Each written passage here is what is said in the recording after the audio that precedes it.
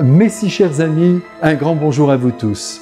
Nous ne sommes plus très loin de la fête de la Pentecôte et Jésus prépare déjà les apôtres à recevoir en eux la force d'en haut, cet Esprit Saint, ce grand cadeau que le Père a promis au monde et que nous aussi, nous avons reçu au jour de notre baptême, même s'il faut sans cesse le réveiller.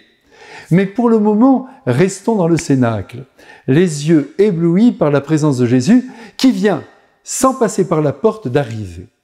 Il faut dire que la structure de son corps glorieux lui permet d'être à la fois présent et visible.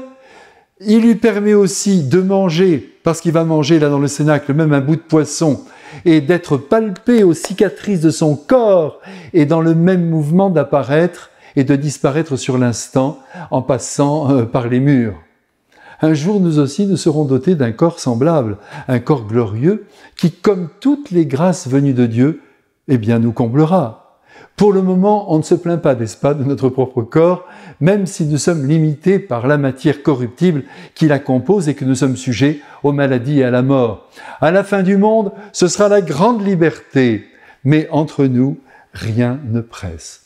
Cependant, Jésus nous prépare jour après jour à la grande rencontre qui nous attend tous, notamment en nous faisant toucher du doigt du cœur ce qu'est la vie, la vraie vie, celle qu'il a assumée, la vie qui produit en continu des joies et des douleurs. Et c'est pourquoi il faut se méfier de tous ceux qui voudraient nous faire croire que la vie peut être traversée sans souffrance. Ce n'est pas vrai. Il ne s'agit évidemment pas de les rechercher, ces souffrances. On ne les aime pas, ni de pleurer sur elles, de geindre toute la journée, mais de les considérer inévitables et de nous habituer à les assumer. Elles font partie de la vie.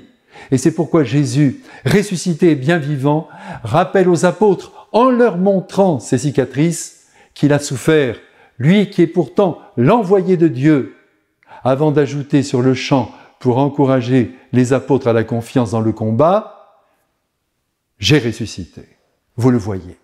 C'est là un verbe magnifique, ressusciter, apparemment surréaliste, qui décrit le retour à la vie de la mort.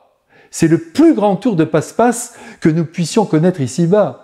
Seul Dieu pouvait promettre une telle issue à la mort, et après l'avoir traversée en éclaireur, en sortir vivant, pour nous donner courage et nous faire croire en la vie éternelle. Où il réside maintenant.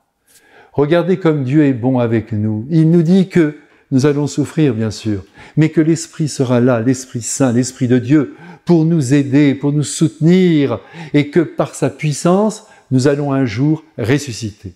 La seule chose qui compte pour vous comme pour moi, écoutez-moi bien, c'est de rester tranquille dans notre vie. Cela ne veut pas dire installer les pieds en éventail, allongés sur le canapé toute la journée, mais non, mais de demeurer dans l'attente de l'Esprit Saint qui nous glisse à l'oreille ce que nous devons vivre et espérer, car il parle.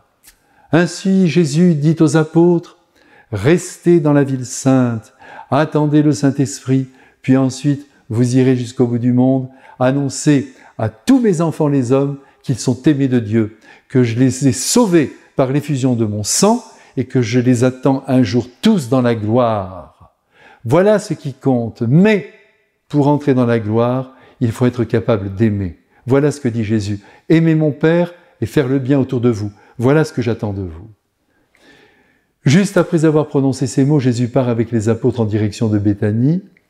Cette marche a dû être bien impressionnante, j'en suis sûr. Un temps d'arrêt, tout à coup, juste ce qu'il faut pour leur confier le monde.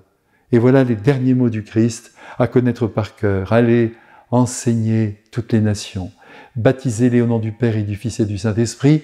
Plongez-les en moi, vous ne me verrez plus, mais je demeure en vous jusqu'à la fin du monde. » Puis là, il lève les mains, bénit les siens comme je le fais maintenant, et pendant cette bénédiction, disparaît comme il est arrivé, comme une bougie qui s'éteint. Mais moi, je suis encore là devant vous. Pour vous dire que les apôtres, prosternés devant le Christ, ils n'ont pas pu rester debout, parce qu'on ne peut pas adorer debout. Ils sont donc par terre. Quand ils se relèveront, ils seront envahis d'une joie immense et d'un courage à toute épreuve. La suite, vous la connaissez. Eh bien, c'est en effet le courage, associé à l'audace à plein bord, qui va envahir leur esprit et leur cœur et même leurs jambes, puisqu'ils iront tout au long de la Méditerranée annoncer la bonne nouvelle du salut pour tout homme de bonne volonté.